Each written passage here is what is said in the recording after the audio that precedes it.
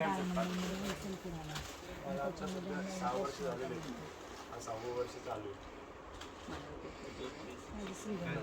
माझं बचपन से सब बोलो क्या और पिताजी का क्या बिजनेस था, पिताजी का क्या बिजनेस था, ये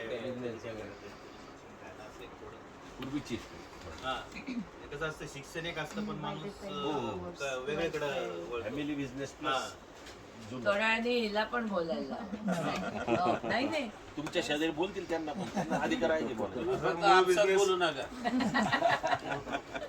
माझं मूळ गाव मिरी आहे.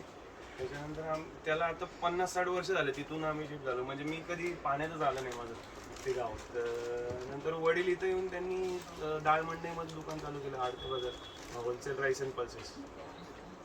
40-45 वर्षापासून आहे. तांदूळ गहू चुडा म्हणजे होलसेल राईस पल्सेस. ती किती वर्षापासून आहे म्हणजे मी येऊन तुम्ही नगरला कसं आहे म्हणजे आपलं तिकडे होतं जुनं दुकान म्हणजे कापडाचं पण ते फॅमिली म्हणजे म्हणतात सेपरेट झाली वाद झाले. त्यानंतर आपण इकडे नगरमध्ये शिफ्ट झालो. किती वर्ष झाले 50 वर्ष झाले. त्यावेळेला तुम्ही कसं काय शाळेत होता ना? किती लहान आहे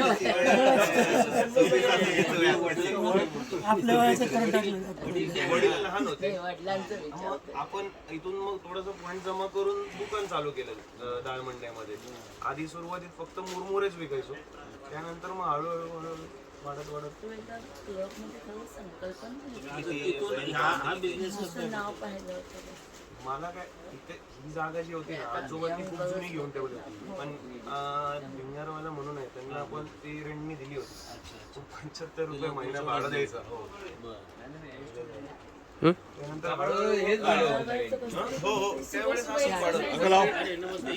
आम्हाला 5 रुपये 2000 झाली काय ऍक्ट आला की बोले मग आम्ही त्यावेळेसपासून केस टाकून दिले.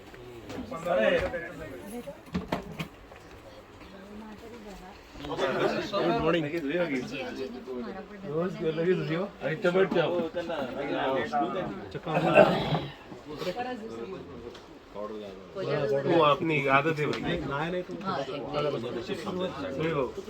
काय म्हणजे डोक्यात कसं आलं कोणाकडे तुम्ही पाहायला घेतलं का आधी कुठं ट्रेनिंग घेतलं का कोणाकडं काम केलं का सांगितलं ना औरंगाबाद नाही माझं झालं आहे ही जेव्हा जागा मिळाली ना आपल्याला त्यावेळेस वडील म्हटले जा बाबा तिकडे औरंगाबादलं दुकान आहे तू असं पाहत चाल नाही का कुठे काय काय कन्सेप्ट काय करायचं. असे खूप विचार होते की मेन्स वेअर टाकायचं नाही तर ब्रँडचं शोरूम. मी म्हणत होतो मला एक छोटं ऑफिस वरती करून द्या आणि 3 फ्लोअरवर 3 वेगळे ब्रँड टाकून मी निवांत आपलं मॅनेज करेल वरती बसून असं मी सांगितलं होतं वडिलांना. पण ते म्हटले ये फिरून तर तिकडे औरंगाबाद मध्ये गेलो मी.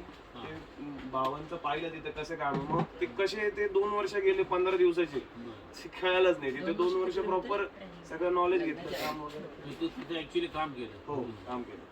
शिक्षण काय झालं शिक्षण कसं PGDBM झालं माझं म्हणजे BBA होऊन PGDBM केलं. त्या DBMचा तर याच्यात उपयोग होतो काय बिझनेस बिझनेस मॅनेजमेंट फार असं डॉक्टर 25-30% फक्त अकाउंटिंग प्रॉफिटसाठी होतो. 70% त्या बेसिक नॉलेजचा आणि बिझनेसचा. ज्या दुकानात ट्रेनिंग ज्या दुकानात त्यांनी 2 वर्ष ट्रेनिंग घेतलं ना हा त्याचा सगळ्यात महत्वाचं. आणि लाईफ पार्टनर मिळवण्यासाठी उपाय होतो. लाईफ पार्टनर चांगली मिळते असं इथं म्हणलं. तुझा एक तोच अनुभव आहे. एक लहान भाऊ आहे तो माझ्यासोबतच असतोय. त्याचं पण MBA झालेलं आहे कम्प्लीट. त्याच भावाला एकच भाऊ काय बाकी फॅमिली बद्दल सांगा मला 1.5 वर्ष झालं. आता झालेलं 2.5 वर्ष. तुमच्या त्या बिझनेस बद्दल थोडं सांगा. सुरुवात तुमची कशी झाली सांगा. गाव मिरी 40 किलोमीटर. वडिलांचा आजोबांचा व्यवसाय कापड व्यवसाय. तुमचं काही शेती होती सगळं शेती अजूनही आहे. म्हणजे आजी आजोबा त्यांचं वय काय मी कॉलेजला होतो. व्यवस्थित तब्येती वडील आणि चुलते होते. हो आपले वडील शाळेत आलो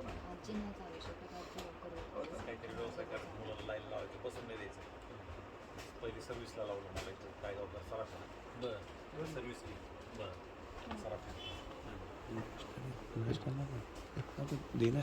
करायचं आहे आणि त्याच्या माध्यमातून त्यांनी 7-8% वर जर का ग्रॉस प्रॉफिटवर व्यवसाय केला तर आम्ही त्यांना कॉम्पिटच पण हे डिलिव्हरी देण्यामध्ये त्यांचा खर्च नाही होत का? नाही म्हणजे त्यांचं समजा काय किती होतं होतं? त्यांचं पर्चेसिंग ऑल इंडिया लेव्हलला जेवढे स्टोर आहेत ज्या कंपन्यांमधून एका वेळेला पर्चेसिंग बल्क पर्चेसिंग मुळे त्यांना ते ट्रान्सपोर्टेशन कॉस्ट फार कमी लागते ती बल्क क्वांटिटी त्यांना त्या ट्रान्सपोर्टेशन मध्ये फार बचत होते आणि सगळ्यात महत्वाचं त्यांना ऍडमिनिस्ट्रेशनची खर्च फार कमी आहे जसं यांचं दुकान उघडल्यानंतर यांना लाईट लेबर पासून जागेच्या भाड्यापासून तसं त्यांचं एका ठिकाणी एका जिल्ह्यात एक आउटलेट आहे त्यांना ते डिस्प्ले करायला फार सोपं जाते म्हणजे ऍडमिनिस्ट्रेशन कॉस्ट त्यांना काही लागत नाही. वगैरे सुद्धा परवडतं का? त्यांना ते one time volume all India लेवलला त्यांना व्हॉल्यूम घेतात त्यांनी डिस्ट्रीब्युशन लोक जमा करून ते आता परचेस काय नाही आहे, उद्या मी समजा 100 रुपयाची वस्तू समजा घेतली ना अमेझॉन वरनं तर ते दिल्लीवरनं तो माणूस ते 100 रुपयासाठी एक माणूस माझ्याकडे येतो तर त्यांना ते कॉस्ट नाही का? स्वतःच त्यांनी डिलिव्हरी म्हणजे चॅनल पण उभं केलंय अमेझॉनचं स्वतःच आता डिलिव्हरी एक कंपनी आहे त्यांची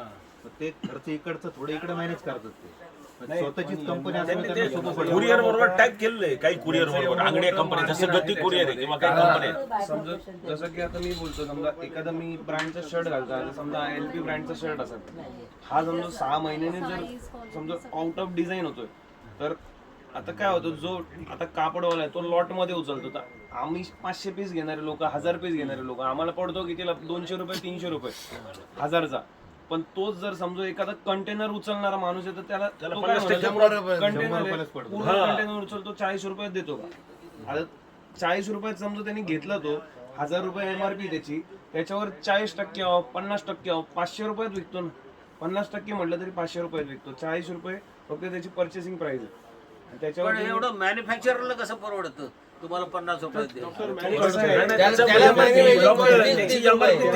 bye two get one free हा जो फॉर्म्युला आहे ना buy two get one free हा त्यावेळेला ज्या वेळेला तो ज्या वेळेला बल्क क्वांटिटी मध्ये माल घेतो त्यावेळेला त्याची रुपयाची किंमत 40 पैसे होती त्यांचं कसं असतं ते समजा या सीझनचा माल बनवत समजा विंटरचा माल बनवत असेल एखादी कंपनी तर त्यांचं काय असतो की तेवढा याचा फक्त आपल्याला हिशोब करायचा आता माझ्यासारखे हजारो दुकानदारांना त्यांनी MRP प्राइस मध्ये विकला माल आणि आता त्यांच्याकडे काही शेवटी 20% 30% माल राहिलाय त्यांनी ऑलरेडी प्रॉफिट कमवून टाकला आता त्यांनी फुगड भावात जरी आणि किंवा एक